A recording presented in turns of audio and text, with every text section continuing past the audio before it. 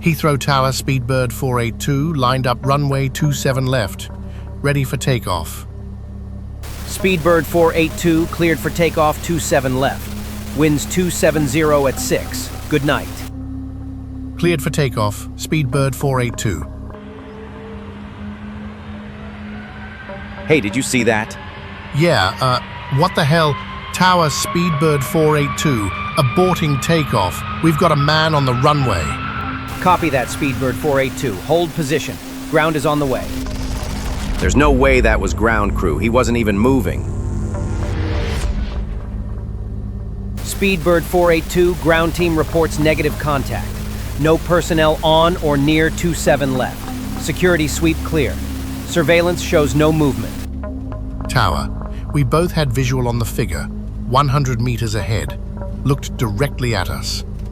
Copy, Speedbird 482. Stand by while we initiate a runway sweep. Think we just saw the guy from the stories? I don't know, but he wasn't flesh and blood. London का Heathrow airport दुनिया के सबसे busy airports में से एक। दिन रात हजारों फ्लाइट्स यहाँ से गुजरती हैं, लेकिन कुछ राज ऐसे भी हैं जो इस एयरपोर्ट के रनवेज की चमकती लाइट्स के पीछे छुपे हैं। मैं हूं मोजो जोजो, देसी हॉरर डायरीज से, और ये है मेरी डायरी का वो पन्ना जिस पर मैंने लिखा है the runway ghost of Heathrow airport.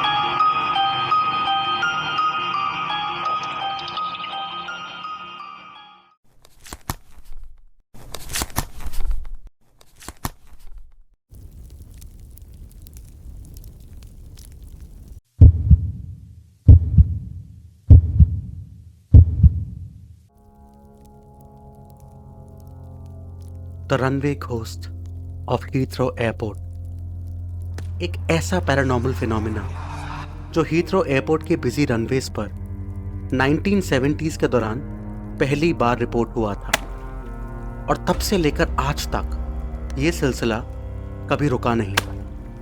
Pilots ने, ग्राउंड क्रू ने इस अजीब साए को बार बार देखा है, कभी अपनी आंखों से और कभी सिर्फ रेडार की स्क्रीन पर।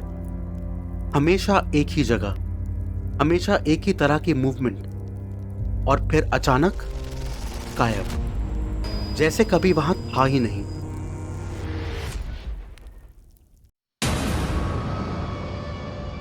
साल था 1970। लंदन की एक ठंडी काली रात। एटीसी टावर में सिर्फ रेडार की हल्की बीप गूंज रही थी। Tower controller Josh radar screen पर अपनी नजर जमाए बैठा था। बाहर रनवे पर ट्रैफिक फुल स्विंग में था। टेक ऑफ और लैंडिंग का शेड्यूल पैक्ड था, और जॉश की जिम्मेदारी थी ग्राउंड ऑपरेशंस को सेफ रखना। लेकिन तभी रेडार स्क्रीन पर एक अजीब सिग्नल ब्लिंक करने लगा, बिल्कुल रनवे के बीचों बीच। कुछ ऐसा जो वहां बिल्कुल नहीं होना चाहिए था। रेडार की वो ब्लिप एक इंसान जैसी लग रही थी, जैसे कोई आदमी रनवे के बीचों बीच चल रहा हो। जॉश ने सोचा शायद कोई पैसेंजर गलती से रनवे तक आ गया हो। बिना वक्त गवाए उसने इमरजेंसी सर्विसेज को अलर्ट कर दिया। फायर ट्रक्स, सिक्योरिटी जीप्स सब निकल पड़े।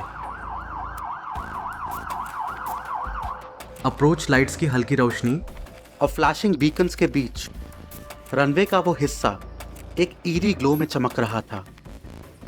सब कुछ रूटीन लग रहा था, लेकिन हवा में कुछ अजीब था। जब सिक्योरिटी व्हीकल्स उस एग्जैक्ट पॉइंट पर पहुंचे जहां रेडार ने सिग्नल डिटेक्ट किया था, वहां कुछ भी नहीं था। ना कोई आदमी, ना कोई मूवमेंट, कुछ भी नहीं। इंस्पेक्टर लेस्ली ऑल्टन और उनकी सिक्योरिटी टीम ने इलाके को 2 बार स्कैन किया, इंफ्रारेड सेंसर्स लगाए, पर सब कुछ क्लियर था। लेकिन जॉश को रडार पे सिग्नल अब भी दिख रहा था। Alpha 1, this is Tower. Are you at the location? Tower affirmative. We're at the exact spot. Lights on, thermal installed. But there's no one here. Copy that. But I'm still seeing the signal on radar. It's showing, right behind your vehicle. Have you run him over? Say again, Tower. There's nothing here. Just open tarmac and fog. Negative, Alpha 1. It's still there. Same spot. Right beside you. Tower, I swear, something just moved past me. Requesting permission to fall back. Affirmative. Pull back immediately. Seal off the sector. Josh जिसे radar पर देख रहा था वही था जिसे सालों से लोग द रनवे घोस्ट के नाम से जानते हैं। वो था कौन? उसकी कहानी शुरू कहां से होती है? चलिए वक्त के पन्नों को और पीछे पलटते हैं, जहां सब कुछ शुरू हुआ था 1948 में।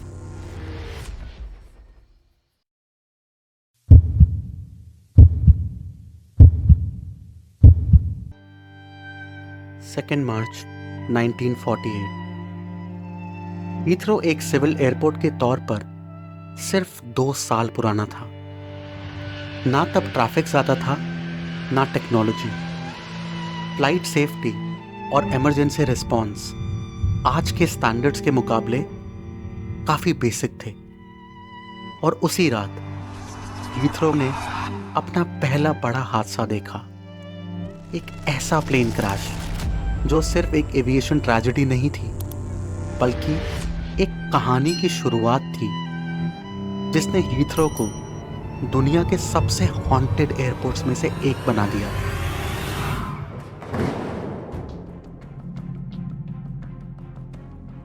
उस रात ब्रसेल से निकला एक डगलस DC-3 एयरक्राफ्ट जो सबीना बेल्जियन एयरलाइंस चला रही थी।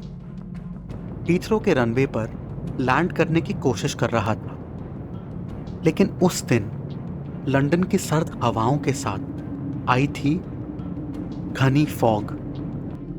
विजिबिलिटी इतनी कम थी कि पायलट को रनवे दिखाई तक नहीं दे रहा था।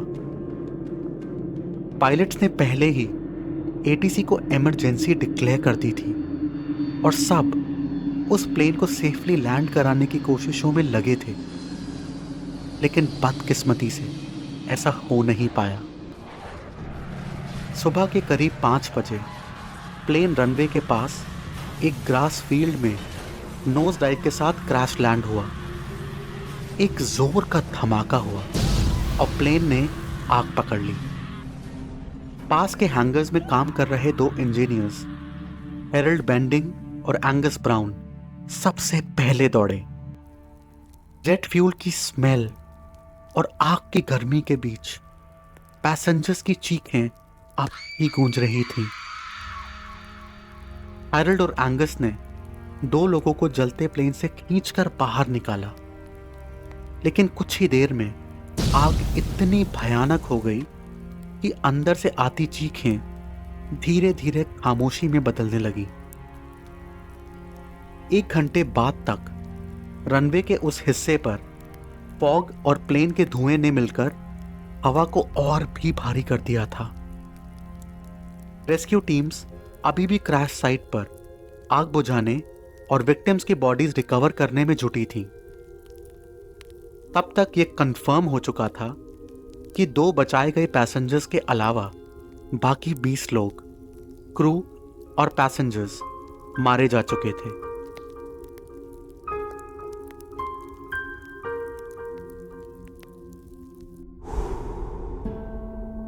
और तभी उस धुंध से एक आदमी रेस्क्यू टीम की तरफ आता दिखा। Grey coat, twill trousers, bowler hat. उसने एक अजीब सा लेकिन सीधा सवाल किया। Don't suppose you've seen my briefcase, have you? Rescuers ने सोचा ये शायद कुछ सर्वाइवर होगा जो शॉक में है और अपना सामान ढूंढ रहा है। उन्होंने उसे कहा, Security protocols are currently underway, and the area is being secured. For any updates about items recovered from crash site, please get in touch with the airport officials directly. उस आदमी ने बस शांत सी मुस्कान के साथ सिर हिलाया और बिना कुछ कहे धुंध में वापस खो गया। लेकिन किसी ने सोचा भी नहीं था कि वो आदमी जिंदा ही नहीं था, क्योंकि कुछ ही देर बाद उसी आदमी की आधी जली हुई लाश प्लेन के अंदर अपनी सीट से बंधी मिली। वही ट्विल ट्राउजर्स, वही बोलर हैट, वही चेहरा जो अभी थोड़ी देर पहले जिंदा लग रहा था। और तब से पायलट्स और ग्राउंड क्रू बार बार एक ही चेहरा रनवे के पास देखते आए हैं। एक आदमी जले हुए कपड़ों में, सिर पर बोलर हैट, और हमेशा वही सवाल करता है, Don't suppose you've seen my briefcase, have you?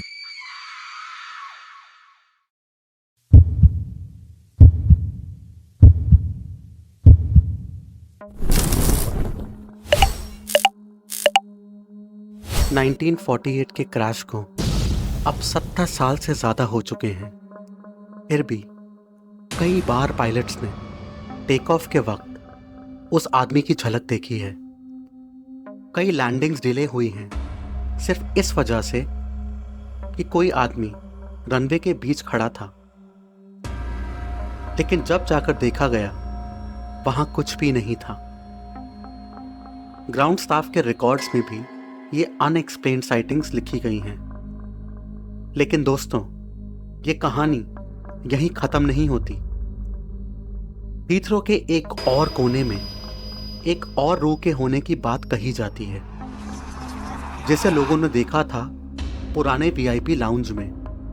वही लाउंज जो एयरपोर्ट एक्सपेंशन के चलते आज बैगेज हैंडलिंग एरिया में बदल चुका है। कहते हैं उस लाउंज में कई बार देखा गया एक लंबा वेल ड्रेस्ड आदमी, ग्रे ओवरकोट, ट्विल ट्राउजर्स और सिर पर एक एलिगेंट हैट, हल्का सा मुस्कुराता हुआ, मगर आंखों में एक अजीब सी उदासी। 6 जुलाई 1980 को द संडे पीपल न्यूज़पेपर ने इस खोज की रिपोर्ट छापी थी। और सिर्फ स्टाफ ही नहीं, कुछ हाई रैंकिंग डिप्लोमैट्स ने भी उस साये को वहां देखा था। उन्होंने कहा वो बस वहां खड़ा था, एक कोने में, एकदम चुप, और फिर एक पल में गायब हो गया। अब सवाल ये उठता है, क्या ये वही रनवे घोस्ट था या हीथ्रो में भटकती कोई और आत्मा? ये कहना मुश्किल है, क्योंकि 1948 के बाद भी हीथ्रो में कुछ और फेटल एक्सीडेंट्स हो चुके हैं। तो हो सकता है ये किसी और विक्टिम की रूह थी, तो रनवे घोस्ट की ही तरह आज भी हीथ्रो की दीवारों के बीच कैद है। आपको क्या लगता है? कमेंट सेक्शन में लिखकर जरूर बताना। और याद रखना, अगली बार जब आप रात के वक्त हीथ्रो से टेक ऑफ या लैंडिंग कर रहे हो, तो प्लेन की खिड़की से बाहर रनवे पे मत देखना। क्या पता वही बोलर हैट वाला रनवे घोस्ट रनवे पे आपका इंतजार कर रहा हो।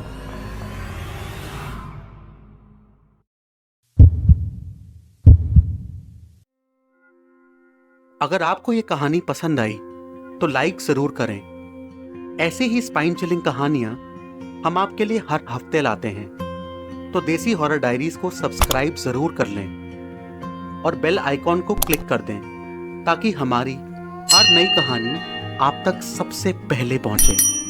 मैं हूं मोजो जोजो। मिलता हूं एक नए डरावने किस्से के साथ, एक और विदेशी कहानी देसी अंदाज में।